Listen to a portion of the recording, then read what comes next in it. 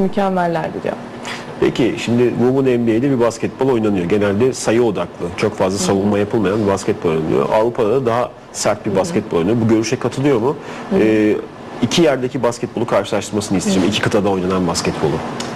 There's like a clarification that the basketball in Europe is more defensive and the basketball in the NBA is more like point-wise, like you don't do too much, more offensive and more scoring and things like that. First of all, do you agree with this? I disagree. You disagree? I think basketball is basketball. We were taught to play defense over there just like over here. You must play defense. You must play hard. But I think, you know, the thing about it is all the girls over there are just so skilled, gifted, Right. and offensively. And I think you're playing against the best girls in the nation. So, yeah, you're trying to stop them from scoring, but everybody's so talented. Right. You know, over here as well. So I think basketball is just basketball. Bence basketbol her yerde basketbol. Çok fazla katılmıyorum o ayrı görüşe. Sonuçta Amerika'da da çok inanılmaz yetenekli oyuncular var ve ülkenin en iyi yeteneklerine karşı oynuyorsunuz. Tabii ki hücumda biraz daha fazla etkili olmamız gerekiyor ve sayıda ama çok fazla farklı olduğunu düşünmüyorum. Peki bir gününü nasıl geçiriyor? How do you spend one typical day here, for example? Here?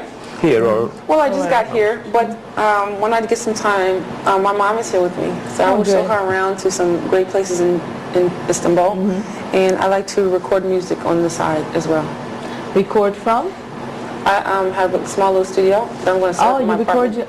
I remember we music. talked about this last year. Oh, cool. And like, do you go out to Bağdat Street and shopping? Like, what do you like to do?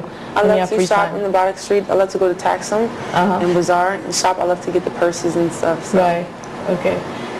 Şu an için annem burada. Mesela bu aralar tipik günüm onu gezdirerek geçecek. Ama onun dışında ben müzikle yakından ilgileniyorum. Küçük bir stüdyom var ve kayıt yapıyorum. Diğer zamanlar Bağdat Caddesi'ni çok severim. Taksim'e gitmeyi çok severim. Sultanahmet'te çok seviyorum. Özellikle de Kapalı Çarşı'da çanta almayı çok seviyorum. Süper. Taraftarlar onu karşıladılar havaalanında. Taraftarlara söylemek istediği mesajlar neler? Taraftarlar hakkındaki düşüncesi. When you came to the airport, there were fans waiting and they greeted you. What would you like to say about our fans? I want to say a special message for them. I want to say thank you for coming to the airport. Bring me flowers and gifts. It made me feel so special. It made me feel wanted here in Fenerbahce. And I just want to let all the fans know that I'm going to give 110% every game to work hard so we will become champions again. Onlara çok özel bir mesaj vermek istiyorum. Beni gelip karşıladıkları için çok teşekkür ediyorum. Çiçeklerle geldiler. Bu benim için çok gurur vericiydi. Çok özel hissettim kendimi ve gerçekten burada sevildiğim ve istenildiğimi hissettim. Onlar için bu sene elimden geleni yapacağım ve %100 değil %100 olumlu oynayacağım. Şimdi Women NBA All Star'da müthiş bir hareket yaptı. O hareketin aynısını izleyebilecek miyiz bir daha acaba? In the Women NBA All-Star game, you did like a really different something. I didn't get to watch it, so I know exactly what it is. Are we going to see something like that in the league here? Yeah, sure. I think it makes it very fun for the fans, for people to watch, because we're still entertainers too, even though we play basketball. So it's good for the women to do different things and show off their skills. Tabii ki neden olmasın. Hani öyle bir pozisyon bir şey olursa yaparım. Ne kadar basketbolcu da olsak sonuçta seyirciyi eğlendirmek için de oradayız. Kadınların bu tarz yeteneklerini öne çıkarması güzel bir şey. Peki 35 numarayı tercih ediyor hem Atlanta'da oynarken hem Fenerbahçe'de. Özel bir anlamı var mı onun için? You always choose number 35 for your uniform. Does it have a special meaning for you? Just something that I grew up playing with. Not really special, mainly just something that stuck with me since I was younger. Was it like your first number that you started with? It was my second number, but when I played in that number, my first number was 15. When I played in 35, I had like one of the best games ever, so I just stuck with it. You kept it. Yes. Çok özel değil aslında. İlk oynadığı numara da değilmiş, 15'miş. Ama 35 ile oynamaya başladıktan sonra başarılı olunca ona özel kalmış. O günden beri de 35'i kullanıyormuş. Hafta sonu Galatasaray'la oynanacak bir kupa maçı var. Cumhurbaşkanlığı Kupası. Neler söylemek ister? There's a presidential cup this weekend with our biggest rival Galatasaray. What would you like to say about this game? Well, this game is very important. That's why I'm here.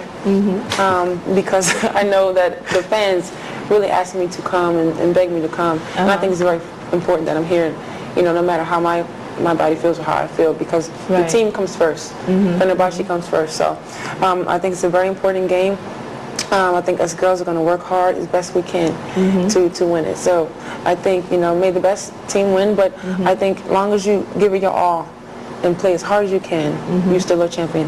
Okay. Çok önemli bir maç olacak. Çok da zor bir maç olacak. O yüzden de buradayım zaten. Ne kadar yorgun da olsam, taraftarlar özellikle benden istekte bulundu bu maçta olmam için. Benim için yorgunluk ve hiç önemi yok o tarz şeylerin. Takımım Fenerbahçe önde gelir. Bütün kızlarla elimizden geleni yapacağız ve bütün ruhumuzu ortaya koyacağız. Zaten en iyi olan kazansın ama bütün her şeyini sahaya koyan zaten kazanmıştır. Şimdi 2 tane teknik sorum olacak. Birincisi değişen 2 tane kural var. Bir tanesi yüz yüze hücum ederken artık savunma oyuncusu elle kontrol yapamayacak. İkincisi de sırtı dönük hücum eden oyuncuya yine savunma oyuncusu iki eliyle sırtına dokunamayacak. Yani elle dokunmak artık hücumda biraz problem yaratacak. Yeni kurallar hakkında ne düşünüyor? First of all, there are two new rules in the Turkish league about like the fouls. Sadece Turkish League değil, Euroleague'de. In Euroleague too. Oh, Do you really? know of them first of all? What? When you're playing face to face, and also when you're like playing like this, dribbling this way, you're not allowed any hand contact with the player. How do you think this is going to affect the game?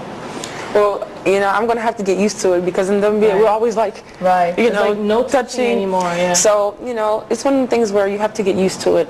So if I have to play with my hands behind my back for the first, couple games to get used to it, then I have to do this. Right. You have to use more your legs than your hands, of course. So.